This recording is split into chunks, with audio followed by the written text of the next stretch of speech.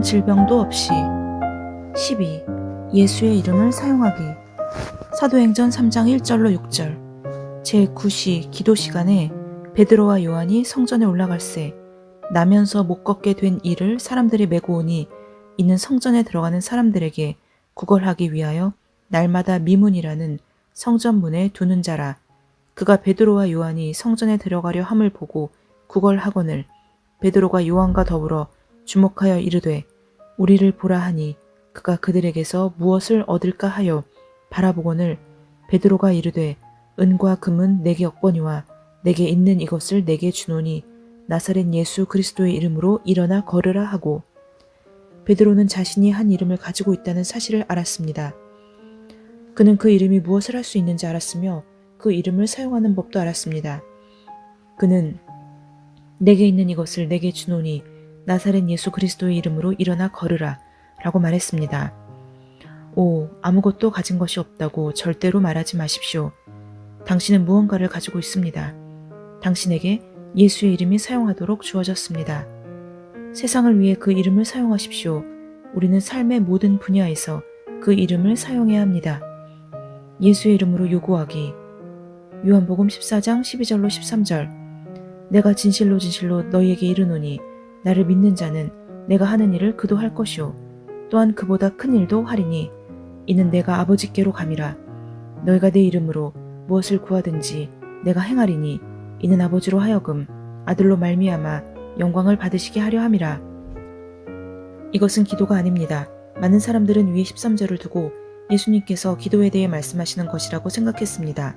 하지만 예수님께서는 일을 하는 것에 대해 말씀하신 것입니다. 예수님께서는 당신이 그분의 이름으로 무엇을 하든지 구하면 그분께서 행하시겠다고 말씀하셨습니다. 헬라어에서 구하다 라는 단어의 동의어 중 하나는 요구하다로서 위 구절에서 그 단어가 사용되었습니다. 그러므로 실제로 예수님께서는 그분의 이름으로 요구하는 것에 대해 말씀하신 것입니다.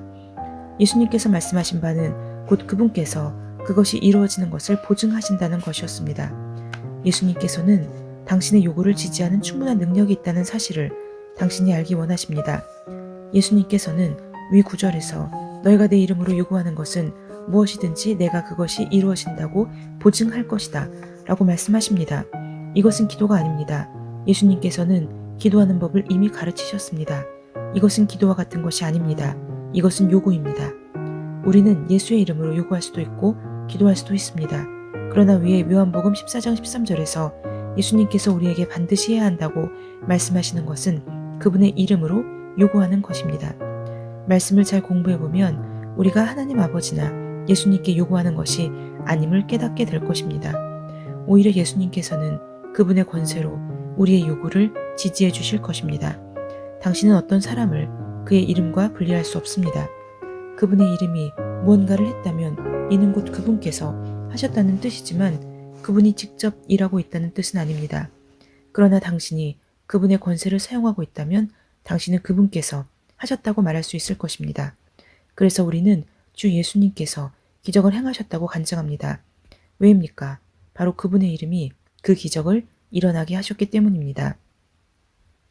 베드로가 성전 문 앞에서 행한 것이 바로 이런 일이었습니다. 그는 이렇게 말했습니다. 은과 금은 내게 없거니와 내게 있는 이것을 내게 주노니 나사렛 예수 그리스도의 이름으로 일어나 걸으라. 베드로는 그 사람에게 일어나 걸으라고 명했습니다. 그는 하나님께 요구하지 않았습니다. 예수님께 요구하지도 않았습니다. 그는 나사렛 예수 그리스도의 이름으로 일어나 걸으라 라고 말했습니다. 이것은 기도가 아니라 그 사람이 예수의 이름으로 걸어야 한다고 요구하는 것입니다. 후에 베드로는 예수의 이름을 믿는 믿음이 그 사람을 강하게 하였다고 간증했습니다. 그것이 예수님께서 내가 행하리라 라고 하신 말씀의 실제적인 의미입니다. 그러므로 우리는 예수의 이름으로 요구할 수 있습니다. 많은 그리스도인들이 고통당해서는 안 될 경우에도 고통당하고 있습니다. 당신이 당신 몸에 요구해야 합니다. 당신이 건강한 상태에 있지 않다면 예수의 이름으로 건강해지라고 당신 몸에 요구할 수 있습니다. 종양이 있던 여인, 나는 종양이 있던 한 여인을 기억합니다. 나는 그녀에게 자신의 종양에다 손을 얹으라고 말했고, 그래서 그녀가 그렇게 했을 때 나는 그 종양을 가리키면서 예수의 이름으로 없어지라고 명령했습니다. 내가 그렇게 말하자 종양이 움직였습니다. 그녀는 실제로 종양이 움직이는 것을 느꼈습니다. 나는 다시 종양을 향해 예수의 이름으로 너는 그녀 안에서 돌아다니지 않을 것이다 라고 말하면서 그녀 몸 안에서 나오라고 명령했습니다. 그리고 그렇게 되었습니다. 종양은 사라졌습니다. 우리는 예수의 이름을 사용할 수 있습니다. 혹이 예수의 이름에 무릎을 꿇다. 등에 툭 튀어나온 혹을 달고 섰는 남자가 있었습니다. 그 혹은 달걀보다 더 컸습니다. 혹에 손을 얹자 아주 크게 느껴졌습니다. 그러나 나는 그 혹에게 예수의 이름으로 움직이라고 명했습니다. 혹은 처음에는 안으로 들어갔다가 밖으로 나왔습니다. 나는 그 움직임을 실제로 느꼈습니다. 그런 다음 다시 예수의 이름으로 제거되라고 말하면서 밀어대자 그것은 사라졌습니다. 전에 혹이 있던 자리는 평평하게 되었고 손바닥으로 그 자리를 문지를 수 있었습니다.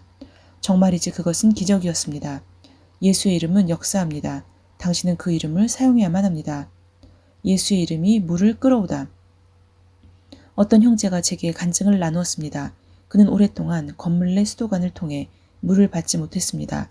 실제 그 기간은 몇 년이나 되었습니다. 그 무렵 그는 예수의 이름을 사용하는 것을 깨닫게 되었습니다. 그는 곧장 밖에 있는 수도꼭지로 가서 손을 얹고는 나는 예수의 이름으로 이 수도꼭지를 통해 물이 나올 것을 명한다 라고 말했습니다.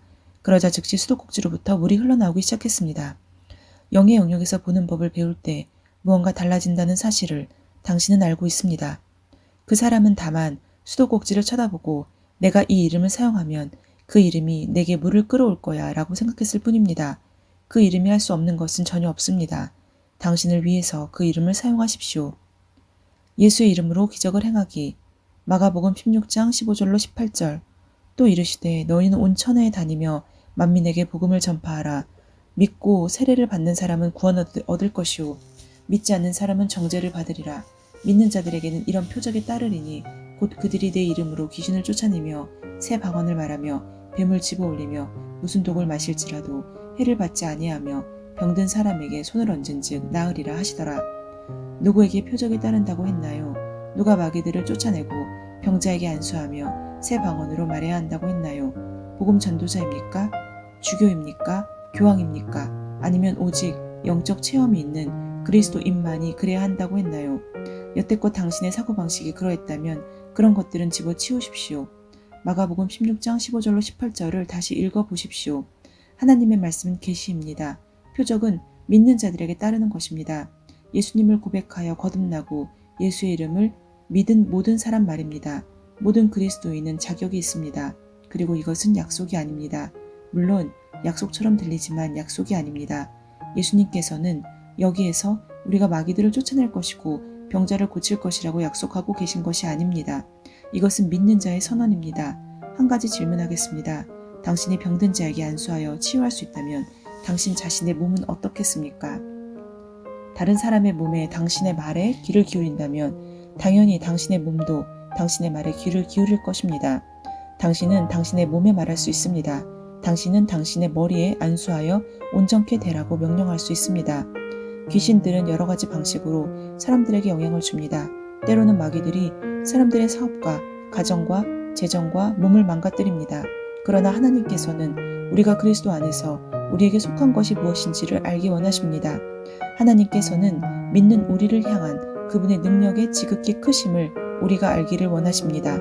우리를 향한 이 능력은 그리스도를 죽은 자들로부터 일으키셔서 하늘에서 자신의 오른편에 앉히셨을 때 그리스도 안에서 내보이신 능력과 동일한 능력입니다. 그리고 하나님께서 예수님을 죽은 자들로부터 일으키시기 위해 그분께 자신의 능력을 보내셨을 때 동시에 우리에게도 그 능력을 보내셨습니다. 하나님께서는 우리를 그리스도 예수와 함께 일으키시어 정사들과 권세들과 능력과 통치와 이름 지어진 모든 이름 위에 뛰어나게 하셨습니다. 성경이 그의 아버지 하나님을 위하여 우리를 나라와 제사장으로 삼으셨다 라고 말하는 것은 그리 놀랄 일이 아닙니다. 아멘.